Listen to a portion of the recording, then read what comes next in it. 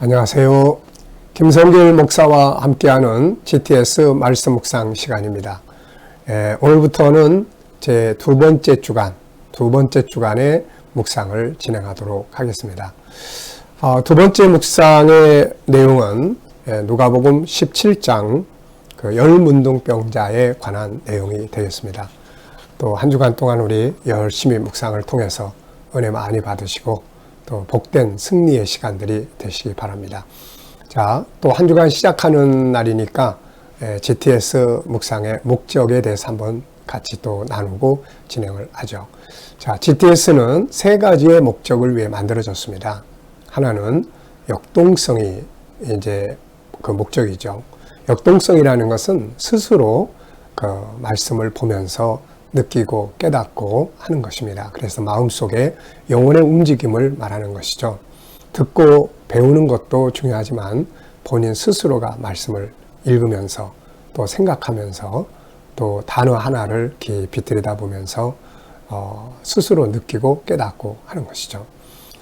그래서 우리가 이제 묵상을 할 때 그냥 자연적인 읽으면서 느끼는 것도 있고 또 읽을 때는 아무 느낌이 없는데 또 어떤 단어 하나를 깊이 생각하면서 이 단어의 의미가 뭘까? 그리고 여기다 이제 질문을 넣는 거죠. 왜, 무엇을, 어떻게, 만약. 이제 이런 것들을 넣으면 훨씬 깊이 있는 묵상을 하게 됩니다.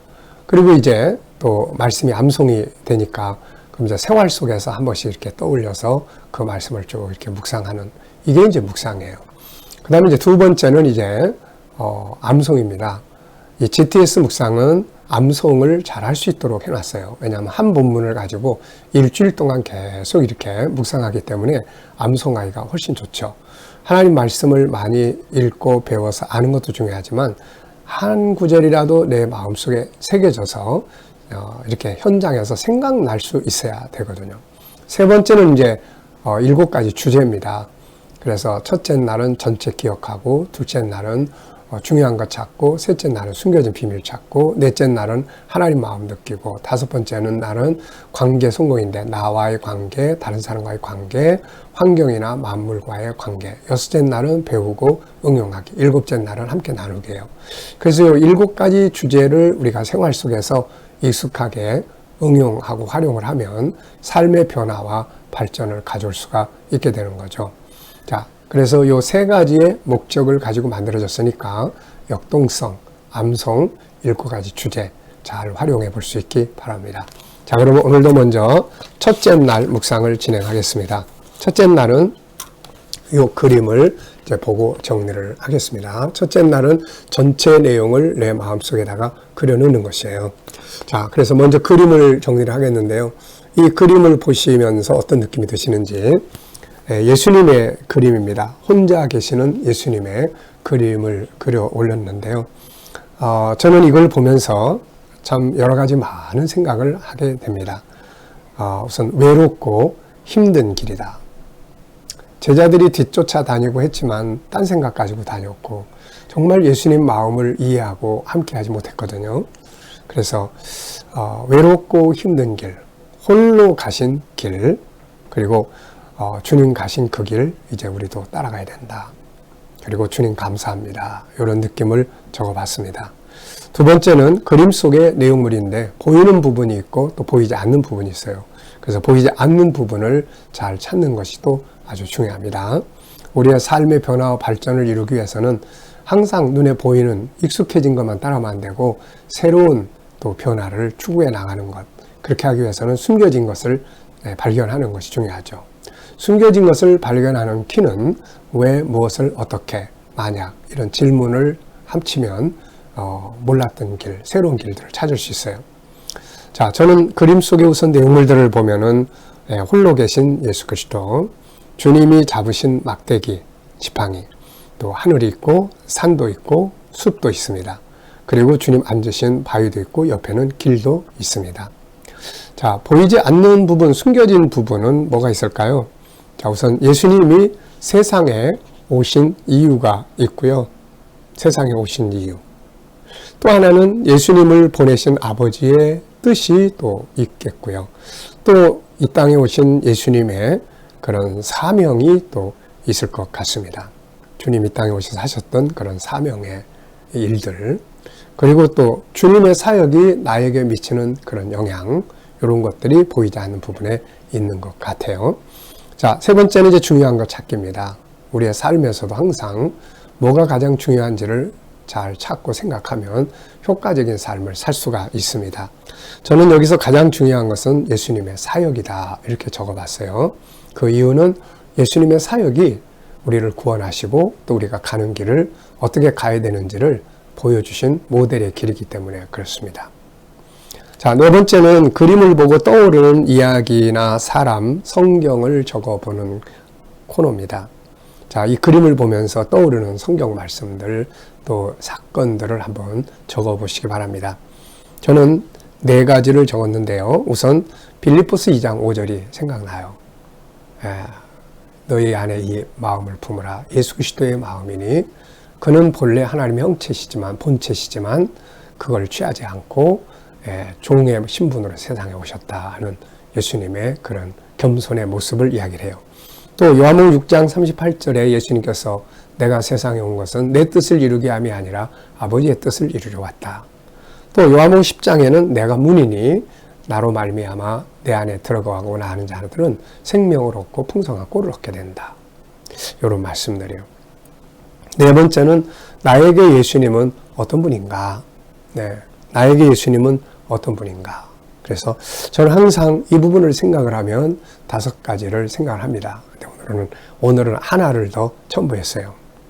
자, 첫째는 나의 구세주다. 두 번째는 나의 리더자다. 세 번째는 나의 상담자다. 네 번째는 나의 치료자다. 5번째는 나의 하나님이다. 그리고 오늘 하나 더 첨부했는데요. 그게 뭐냐면 내 편이다 하는 생각이 들어요. 내 편. 주님은 내 편이다. 세상이 다 날 보고 뭐라 그래도 예수님은 그래도 난 널 사랑해. 예수님 진짜 내 편이다. 이게 너무 좋은 말인 것 같아요. 네. 자, 6가지. 자, 그림 전후의 상황을 그려보는 겁니다. 상상력을 키우는 거죠. 먼저 가운데다가 예수님을 딱 담고 그 앞에는 무슨 그림을 그리면 좋을까요? 저는 육신을 입고 아기의 모습으로 세상에 오신 예수님을 그려볼 수 있을 것 같고요.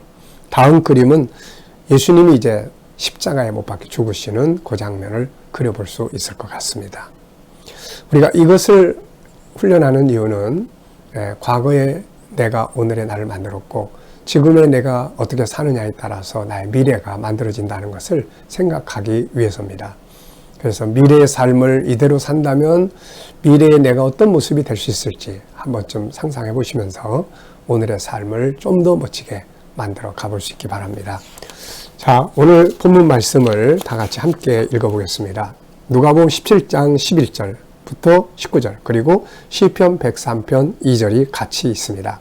자, 한번 읽어보죠. 예수께서 예루살렘으로 가실 때에 사마리아와 갈릴리 사이로 지나가시다가 한 마을에 들어가시니 납병 환자 10명이 예수를 만나 멀리 서서 소리를 높여 이르되 예수 선생님이여 우리를 불쌍히 여기소서 하거늘 보시고 이르시되 가서 제사장들에게 너희 몸을 보이라 하셨더니 그들이 가다가 깨끗함을 받은지라. 그 중에 한 사람이 자기가 낳은 것을 보고 큰 소리로 하나님께 영광을 돌리며 돌아와 예수의 발 아래 엎드려 감사하니 그는 사마리아 사람이라. 예수께서 대답하여 이르시되 10사람이 다 깨끗함을 받지 아니하였느냐? 그 9은 어디 있느냐? 이 이방인 외에는 하나님께 영광을 돌리러 돌아온 자가 없느냐 하시고 그에게 이르시되 일어나 가라. 내 믿음이 너를 구원하였느니라 하시더라. 그리고 시편 103편 2절입니다. 내 영혼아 여호와를 송축하며 그의 모든 은택을 잊지 말지어다. 아멘. 자, 먼저 감사한 일, 어제 감사한 일, 또 오늘 감사한 일 3가지 적어보시기 바랍니다. 자, 첫 번째 질문이에요. 전체를 읽고 느껴지는 것은 무엇인가요? 그림을 보고 느껴지는 것이 있듯이 말씀을 읽고 나면은 뭔가 느껴지는 것이 있어야 되겠죠. 저는 4가지를 적었는데요. 하나는 이 납병 환자, 이 사람들이 등장을 해요. 정말 버림받은 고통의 사람들이죠. 이 땅에 와가지고 사람들에게 가까이 갈 수 없고 가족들과도 헤어져야 되고 아무 곳에도 갈 수 없는 이런 참 아픔을 가진 사람들이죠. 몸도 아프지만 마음도 아프고 그런 사람들의 모습을 보면서 어쩌면 이게 인생의 모습이다 하는 생각이 좀 들었습니다. 그리고 나의 모습이다 하는 생각이 좀 들었고요. 두 번째는 예수님이 그 마을에 참 들어가셨어요. 참 예수님 만나는 게 답이에요. 예수님이 답입니다. 세 번째는 은혜를 우리는 잊지 말아야 한다. 시편 103편 2절 그래서 적었어요. 은혜를 잊지 말아야 된다. 네 번째는 은혜 위에 은혜를 적었습니다. 예수님은 감사하기 위해서 돌아온 그 사마리아 사람에게 내 믿음이 너를 구원하였다고 말씀을 하세요. 앞에는 육신의 치료인데 뒤에는 그 생명의 구원을 예수님께서 주신 것 같습니다. 그러니까 작은 은혜를 하나님 앞에 감사하니까 큰 은혜를 주시는 거죠. 그래서 이거를 은혜 위에 은혜. 우리도 뭐가 됐든 작은 은혜라도 감사하면 하나님이 그걸 바탕으로 더 큰 은혜를 우리에게 주시게 되는 거죠. 자, 구조를 정해 보겠습니다. 전체를 오늘 주제가 전체 이해하기, 전체 생각 속의 그리기입니다. 그래서 그렇게 하기 위해서는 우선 구조를 정하는 게 좋아요. 본문은 저는 4, 5 이렇게 정했습니다. 4, 5 두 단어로 나눴어요.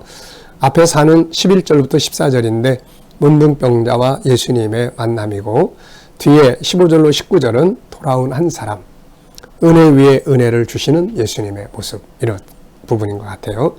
자, 그리고 이제 전체를 내 안에 담기 위해서 또 기억해야 될 거는 첫 번째 내용하고 끝에 구절에 그러니까 항상 무엇을 보든 뭘 어디를 가든 그래서 첫 번째 내용하고 마지막 부분을 딱 기억을 하면은 가운데 걸 기억하기가 좋아요. 그래서 아이들하고도 독서 대화를 나누거나 할 때 첫 번째 내용하고 마지막 내용을 함께 다루다 보면은 가운데 내용도 기억하기가 쉬워집니다. 자,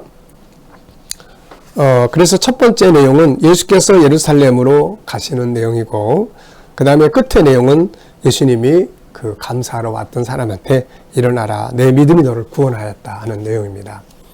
자, 본문 전체를 또 우리 안에 담기 위해서 이야기로 만들어 보는 시간이에요. 자, 이야기로 만들어 보면 쉽게 기억을 합니다. 저는 이렇게 이야기 만들었어요. 예수님이 예루살렘으로 가실 때에 사마리아와 갈릴리 사이로 가셨는데 한 마을에 들어가셨습니다. 근데 그 마을에 있던 10명의 문둥병자가 주님을 만나고 멀리 서서 소리를 질러 불쌍히 여겨달라고 하였습니다. 이때 주님은 그들에게 제사장에게 가서 몸을 보이라고 하셨고 그들은 그 말씀대로 순종했죠. 그들은 가다가 자신의 몸이 치료된 것을 깨닫게 되었습니다. 그런데 그 중에 한 사람만 하나님께 영광을 돌리면서 돌아와서 예수님 앞에 엎드려서 절을 했는데 그 사람은 바로 사마리아 사람이었습니다. 이때 예수님은 나머지 9은 어디 있느냐고 찾으셨고 그리고 그 사람에게 일어나 가라고 하시면서 너의 믿음이 너를 구원하였다라고 말씀하셨습니다. 자, 이렇게 이야기를 만들면 전체가 내 안에 쉽게 딱 들어올 수가 있는 거죠. 자, 제목을 정해보겠습니다. 인생은 알고 보면 제목 정하기, 그리고 정해진 제목을 풀어가는 것이 인생의 모습입니다. 우리 아이들에게는 논술이라는 거 많이 하잖아요. 바로 제목 잘 정하고 제목 잘 풀어가고 그러면 이 논술 잘하는 거예요. 자, 저는 제목을 여러 가지 적어봤습니다. 우선 열문둥병자와 예수 그리스도, 그리고 답은 예수께 있다, 기적의 과정, 9은 어디 있느냐, 돌아온 한 사람, 은혜 위에 은혜, 은혜를 잊지 말자, 은혜를 기억하라, 이렇게 제목들을 정해봤습니다. 자, 5번째는 본문 전체에서 질문 2개 만들기. 질문을 만들 땐 항상 왜, 무엇, 어떻게, 만약 등을 사용해 보시면 되죠. 자, 저는 3가지 질문을 적었는데요. 첫째, 10명의 문둥병자의 치유의 과정은 무엇인가? 예수님 만나는 데서부터 시작을 해서 치유의 과정이 쭉 나타나잖아요. 자, 2번째, 왜 9은 돌아오지 않았을까? 왜 9은 돌아오지 않았을까? 참 궁금해요. 이 사람들은 왜 안 돌아왔을까? 다 같이 치유받은 걸 알았을 텐데. 3번째는 나는 지금 잊어버린 은혜는 없는가? 네, 이런 질문을 적어봤습니다. 자, 오늘 응용하고 싶은 말씀 단어 하나, 한마디. 네, 어떤 단어를 사용해 보면 좋을까요? 저는 의미를 좀 적어봤어요. 오늘도 내게 주시는 주님의 말씀에 귀를 기울이자. 그러니까 오늘 하루도 살아가면서 예수님이 내게 주시는 말씀들이 있을 거예요. 내 마음속에서 주님 이럴 때 어떻게 하면 좋을까요? 내 속에서 뭔가 주시는 말씀들이 있을 거예요. 그걸 우리가 잘 따라가는 것. 그 다음에는 감사를 잊지 말자. 오늘도 감사를 잊지 말자. 감사를 많이 하자. 이런 거 적었습니다. 오늘 과제는 하루의 일과 다 끝나고 난 다음에 저녁에는 하루 일과를 한 번쯤 이렇게 생각해 보시고 전체를 기억해 보는 시간을 가지시기 바랍니다. 우리 아이들은 학교 갔다 와서 공부한 것들을 거울을 보고 한번 쭉 이렇게 기억해 보는 시간을 가지면 기억력이 아주 좋아집니다. 자, 오늘의 재능 개발의 기도문은 생각하는 능력 키우기, 기억력, 상상력, 집중력, 분석력, 컨설팅 능력 키우기, 스토리텔링 능력 키우기, 문장력 키우기가 되겠습니다.